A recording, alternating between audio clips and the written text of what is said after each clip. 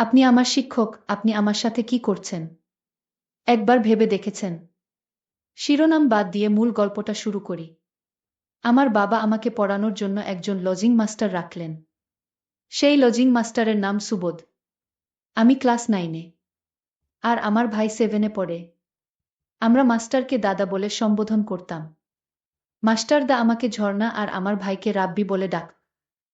মাস্টারদা পড়ালেখায় খুব ভাল ছিল। তার সুনাম অনেক ছাত্রছাত্রীদের মুখে। আর তাই তো বাবা সেই মাস্টারদাকে আমাদের বাড়িতে লজিং রাখলেন। আমার মা মাস্টারদাকে বললেন, আপনি নিজের পরিবার মনে করে আমার ছেলে মেয়েদের পড়াবেন। আর তাই মাস্টারদা আমাদেরকে ভালোভাবে বুঝিয়ে বুঝিয়ে পড়াতেন। আমাদের প্রতিদিনের পড়া যতক্ষণ না শেষ হতো, ততক্ষণ মাস্টারদার নিজে পড়া পড়তেন না। আমাদের ছুটি দিয়ে তারপর তিনি নিজে পাঠে মনোযোগ দিতেন। মাস্টারদার সহযোগিতায় আমি ভালোভাবে এসএসসি পাস করে কলেজে উঠলাম। আর আমার ভাই রাব্বি 10-এর নিচে থেকে প্রথম স্থান অধিকার করল।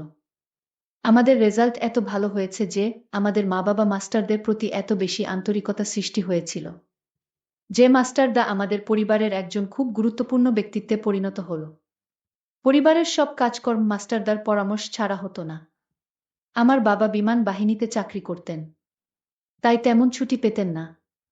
আর আমার ভাই ছিল ছোট। পরিবারের সকল সমস্যায় মাস্টারদা আমাদের একমাত্র নির্ভরশীল ব্যক্তি হয়ে ওঠে। আমার মা বাবা ও মাস্টারদাকে খুব বিশ্বাস করতেন। আমাদের ভবিষ্যৎ কিভাবে ভালো হবে সেই পরামর্শ ও মাস্টারদাই দিত। আমাদের পড়ার ঘরটা আমাদের মূল ঘর থেকে আলাদা ছিল। আমাদের মূল ঘর এবং পড়ার ঘরের মাঝখানে বাড়িতে প্রবেশ করার রাস্তা ছিল। পড়ার ঘরে 2খান রুম ছিল। আর তার সাথে বারান্দা। আমরা এক রুমে পড়তাম আর অন্য রুমে মাস্টারদা থাকত। আমি আর মাস্টারদা মুখোমুখি বসতাম। আর আমার ভাই আমার ডান পাশে এবং মাস্টার বাম পাশে বসে পড়ত। কলেজের পড়া একটু কঠিন হওয়ায় একদিন আমার পড়া কিছুতেই মুখস্থ হচ্ছিল না। মাস্টারদা আমাকে বকাবকি করছিলেন আর বলছিলেন সারা রাত বসে থাকবে, যতক্ষণ না পড়া শেষ হয়। আমার ভাইয়ের পড়া যখন শেষ, কিন্তু আমার জন্য তাকে বসিয়ে রেখেছে, তখন আমার বাবা বাড়িতে ছিল। মাস্টারদার বকাবকি দেখে আমার ভাইকে বল, রাব্বি তুমি চলে এসো। তোমার দিদির লেখাপড়া এখনো শেষ হয়নি, তাই তোমার দিদি পড়ুক। বাবার কথা শুনে ভাইরা মাস্টারদাকে বলল, তাহলে আমি আজকে যাই মাস্টারদা। মাস্টারদা তাকে ছুটি দিল। আমাকে আরও 3 ঘন্টা ধরে রেখে সম্পূর্ণ পড়া আদায় করে ছুটি দিল। আসলে মাস্টারদার অন্য উদ্দেশ্য আছে মনে হয়। যদি অন্য উদ্দেশ্য না থাকতো তাহলে মাস্টারদা আমায় এত ভালো করে পড়ায় কেন? আর পড়া শেষ হয়ে গেলেও আমায় বসিয়ে রাখে। পড়া সঠিকভাবে আদায় করলেও মাস্টারদা বলতো হয় নাই, আরও ভালো করে এখানে বসে পড়া শিখে তারপর ছুটি হবে তোমার। মাস্টারদার কথা মা বাবা অনেক বিশ্বাস করত। মাস্টারদা যা বলবে তাই হবে। মাস্টারদার কথা ছাড়া আমার মা বাবা কিছু করতেন না, এতটাই বিশ্বাস করতে। আর সেই বিশ্বাসের উপর আঘাত করল মাস্টারদা। যাই হোক, সকালে বাবা আর মাস্টার একসাথে ব্রেকফাস্ট করার সময় বাবা মাস্টারদাকে বললেন, সুবোধ দেখো তুমি আমার ছেলের মত। তুমি আমার ছেলের মতো কোনো প্রকার লজ্জা শরম করবে না। মেয়ের পড়া শেষ হয়নি বলে রাব্বিকেও ধরে রাখবে না। তাহলে রাব্বির তাড়াতাড়ি শেখার আগ্রহটা নষ্ট হয়ে যাবে। ঝর্ণার পড়া ভারী, সেটা আমি বুঝি। যতক্ষণ সময় লাগে লাগুক, ওর পড়াশোনা শেষ না হওয়া পর্যন্ত ছুটি দেবে না। প্রয়োজনে সারা রাত লাগুক। তুমি তাই করবে। তোমার সংকোচ করার দরকার নেই। মাস্টারদা বল, হ্যাঁ কাকা, বলে মিটিমিটি হাসছিল। বাবার ছুটি শেষে কাজে চলে গেলেন। একদিন আমি ইংরেজি বড় একটা রচনা পড়ছিলাম। একটি রচনা কিছুতেই মুখস্থ হচ্ছিল না। রাত 11টা নাগাদ আমার ভাইকে ছুটি দিয়ে দিলেন। আমি পড়তে লাগলাম। হঠাৎ মাস্টারদার একটি পা আমার পায়ে লেগে গেল। আমি ভাবলাম গুরুজনের পায়ে পা লাগিয়ে দিয়েছি। তাই তাড়াতাড়ি সরিয়ে নিলাম এবং প্রণাম করে নিলাম। মাস্টারদা উৎসাহ দিয়ে আমার মাথায় হাত দিয়ে দোয়া করলেন আর বললেন, লক্ষ্মী মেয়ের মতো কাজ করেছ। তবে একটা কথা মনে রাখবে, যার সাথে ভুলভাবে খারাপ আচরণ করবে তার কাছে সাথে সাথে ক্ষমা চেয়ে নিবে। তাহলে দেখবে তুমি একদিন অনেক বড় হবে। তোমায় কেউ পিছনে ফেলতে পারবে না। আমি বললাম, হ্যাঁ দাদা ঠিক আছে। আমি মাস্টারদাকে দেখলাম আমার প্রতি এক অন্যরকম দৃষ্টিতে তাকিয়ে আছে। মাস্টারদা আমার দিকে এমনভাবে তাকিয়ে আছে আমি পড়তে পারছি না। আমার কণ্ঠরোধ হয়ে আসছে। গলাটা ভাঙা ভাঙা হয়ে গেছে। পড়ার দিকে একটুও মনোযোগ দিতে পারছিলাম না। তারপরও সহ্য করে বসেছিলাম। আমি মাস্টারদাকে প্রশ্ন করলাম, আপনি এভাবে তাকিয়ে কি দেখছেন? আমি তোমার মাঝে এমন কিছু দেখেছি যা শুধু দেখা যায় বলা যায় না। মাস্টারদার কথা আমি কিছুই বুঝিনি। আমি অবাক হয়ে গেলাম। আমি মাস্টারদাকে বললাম, আজ আমি পড়ব না, আমি চলে যাই। মাস্টারদার তাকানো আমার কাছে কেমন যেন অদ্ভুত লাগছে। সেদিনের মতো মাস্টারদা পড়া শেষ করল। সেদিন আমার পড়া শেষ না হলেও আমাদের দুজনকে একসাথে ছুটি দিয়ে দিল। মাস্টারের নজরটা আমার কাছে কেমন জানি মনে হলো। পরের দিন ছিল সাপ্তাহিক ছুটির দিন। সকালে যথারীতি আমরা দুই ভাইবোন পড়তে বসলাম। আমার কেমন যেন লজ্জা লজ্জা লাগছিল। মাঝে মাঝে মুচকি হাসি আসছিল। আমার ভাই একবার বলেই ফেল, দিদি হাসছিস কেন? আমি তাকে ধমক দিলাম। সাথে সাথে মাস্টার তাও একটু থামতে রাব্বির কথা বন্ধ করে দিল। আমি হাঁপিয়ে বাঁচলাম। এর মধ্যেই আমার কলমের কালি শেষ। আর কলম ছিল না। তাই মাস্টারদা রাব্বিকে কিছু টাকা দিয়ে আদেশ করে বলল, রাব্বি যাও তো দোকানে একটা কলম নিয়ে এসো। দোকানে যাওয়ার আদেশ পেয়ে খুশিতে নাচতে নাচতে রাব্বি চলে গেল। রাব্বি চলে যেতেই মাস্টারদা রাব্বির পেন্সিলটা আমাকে দিয়ে অঙ্ক বোঝানোর বাহানা নিয়ে আমার পাশে এসে বসল। আমি অঙ্ক করছিলাম। কিন্তু আমার মন ছিল মাস্টারদার উপর। রাব্বি চলে যাওয়ার পর মাস্টারদা আমার সাথে এক অদ্ভুত আচরণ করার চেষ্টা করল। আমি বললাম, মাস্টারদা আপনি আমার শিক্ষক, বাবার সমতুল্য। আপনি এমন করবেন না। এমন সময় রাব্বি ঘরে এসে হাজির। সেদিন থেকে আমি যেন আরও বেশি মাস্টারদাকে নিয়ে নানান চিন্তায় পড়ে গেলাম। আসলে মাস্টারদার ইদানিং কি হলো? আমি কিছুই বুঝতে পারছি না। মাস্টারদা তা এরকম ছিল না। একদিন দুপুরে সবাই দিবা নিদ্রায় মগ্ন। আমিও ঘুমাতে যেতে অনেকক্ষণ ধরে চেষ্টা করে ব্যর্থ হলাম। মাস্টারদার কথা মনে পড়ল। আমি ভাবলাম গিয়ে দেখি মাস্টারদা কি করে। উকি দিয়ে দেখলাম কি করছে। দেখি মাস্টারদা ঘুমায়নি। বরং আমাকে দেখা মাত্রই চমকে উঠল। আমি চারিদিকে তাকিয়ে দেখলাম। মায়ের ঘরে গিয়ে দেখলাম গভীর ঘুমে ঘুমিয়ে আছে। তারপর চুপি চুপি মাস্টারদার রুমে গেলাম। আমি মাস্টারদার রুমে গিয়ে মাস্টারদাকে ডাক দিয়ে তুললাম। ডাক দিতেই মাস্টারদা ঘুম থেকে উঠে পড়ল। আসলে মাস্টারদাও ঘুমায়নি। মাস্টারদা জেগেই ছিল। আমি মাস্টারদাকে বললাম, আপনি এত রাত হলো ঘুমান না কেন? মাস্টারদা বলল, আমার ঘুম আসছিল না।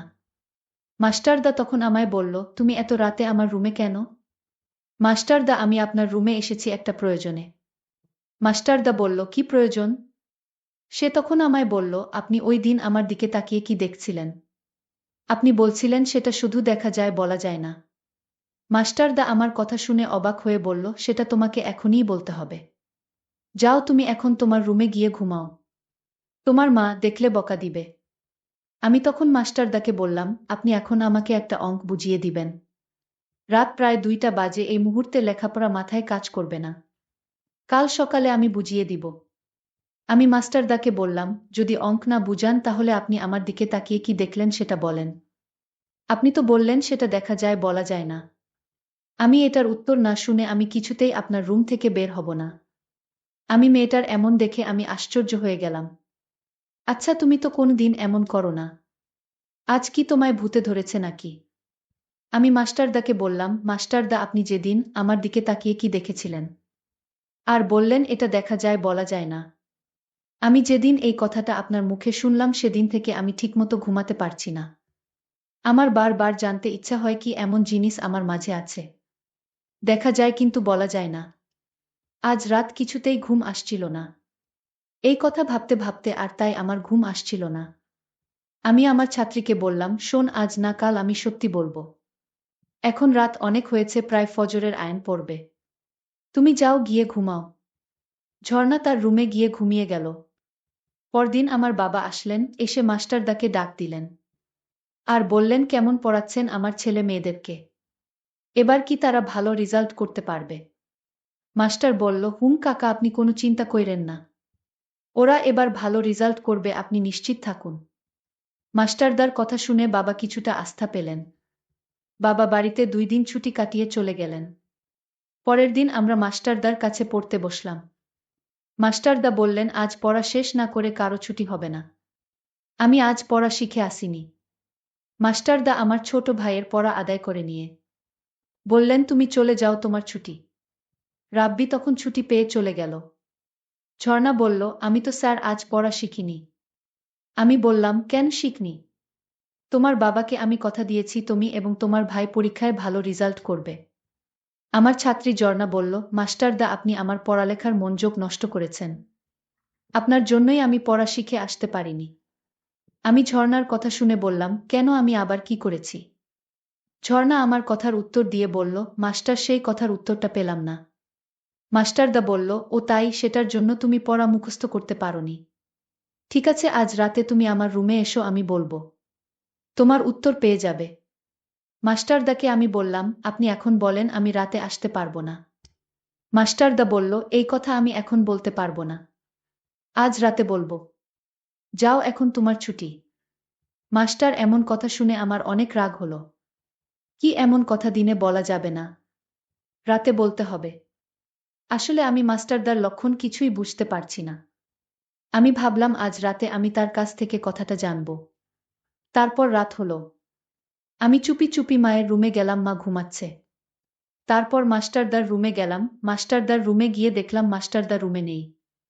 এটা রাতে মাস্টারদা কই গেল? আমি মাস্টারদার রুমটা ভালো করে খুঁজে দেখলাম মাস্টারদা রুমে নেই। কোথায় গেল এত রাতে? তারপর আমি মাস্টারদার রুম থেকে বের হয়ে গেলাম। বাথরুমের দিকে গেলাম। সেখানেও খুঁজে পেলাম না। আমি মাস্টারদাকে ডাক দিলাম, সুবোধ দাদা, আপনি কোথায় গেলেন? আমি খুঁজে না পেয়ে মায়ের রুমে গেলাম। মাকে ডাক দিয়ে বললাম, মা, মাস্টারদা কোথায় গেল?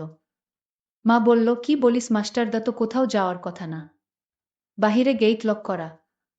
হঠাৎ মনে পড়ল ছোট ভাই রাব্বির রুমটা চেক করার বাকি। তারপর রাব্বির রুমে গেলাম। তারপর রাব্বির রুমে গিয়ে দেখলাম মাস্টারদা রাব্বির ঘরে লাশ হয়ে পড়ে আছেন।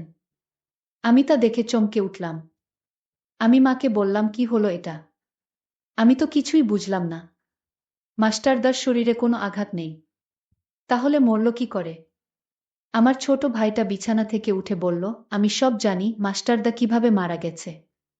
রাব্বিকে জিজ্ঞেস করলাম, কিভাবে মারা গেছে বল। রাব্বি তখন যা বলেছিল তা শুনে আমার আত্মাটা কেঁপে উঠল। রাব্বি বলল, মাস্টারদা মরার আগে আমার রুমে এসে আমায় ডাক দিয়ে বলল, আমি দরজাটা খুলতে। আমি দরজাটা খুলে দিতেই মাস্টারদা আমার রুমে আসলো। তারপর আমায় বলল, আজ আমার মেয়ের আত্মা কিছুতেই আমায় ছাড়বে না। আমাকে আজ মেরেই ফেলবে। মাস্টারদাকে আমি বললাম, কই আপনার মেয়ে? মাস্টারদা বলল, আমি দেখতে পাচ্ছি, তুই দেখতে পারবি না। তুই তোর আপুকে বলিস। আমি তোর আপুর দিকে তাকিয়ে থাকতাম, কারণ তোর আপুর চেহারায় আমার মেয়ের আত্মাকে দেখতে পেতাম। আমার মেয়ে আমায় ইশারায় বলতো, এটা কাউকে বলা যাবে না। তুমি আমায় দেখতে পারবে, কিন্তু কাউকে বলা যাবে না। আমি যখন ঝর্ণার দিকে তাকিয়ে থাকতাম, তখন ঝর্ণার চেহারায় আমার মেয়ের আত্মার ছবি দেখতে পেতাম। আর আমি যখন সিদ্ধান্ত নিলাম আজ ঝর্ণাকে বলে দিব আমি তার দিকে তাকিয়ে কি দেখতাম, কিন্তু আমার মেয়ে বারণ ছিল এই কথাটা না বলার জন্য। আমি আমার মেয়ের আত্মাকে বলেছিলাম, আমি ঝর্ণাকে মিথ্যা কিছু বলতে পারবো না। এই কথার জন্য আমার মেয়ের আত্মা আজ আমাকে মারতে আসলো। আজ আমার জানটাও কেড়ে নিবে। আমি রাব্বিকে বললাম, এটা তুই কি করে জানলি? রাব্বি বলল, মাস্টারদা রাতে ভয় পেয়ে আমার রুমে চলে আসছিল। আর আমার হাতে একটা চিঠি দিয়ে বলল, এটা তোর আপুকে পড়ে শোনিস। আর আমি চিঠিতে পড়ে তা জানতে পারলাম। মৃত্যুর আগে আমার সাথে সব বলে গেছেন আপু। আমি এখন বুঝতে পারলাম মাস্টারদা কেন আমার দিকে তাকিয়ে থাকত। আজকের গল্পটি এখানেই শেষ করলাম। ভালো লাগলে চ্যানেলটি সাবস্ক্রাইব করে পাশে থাকবেন। ধন্যবাদ।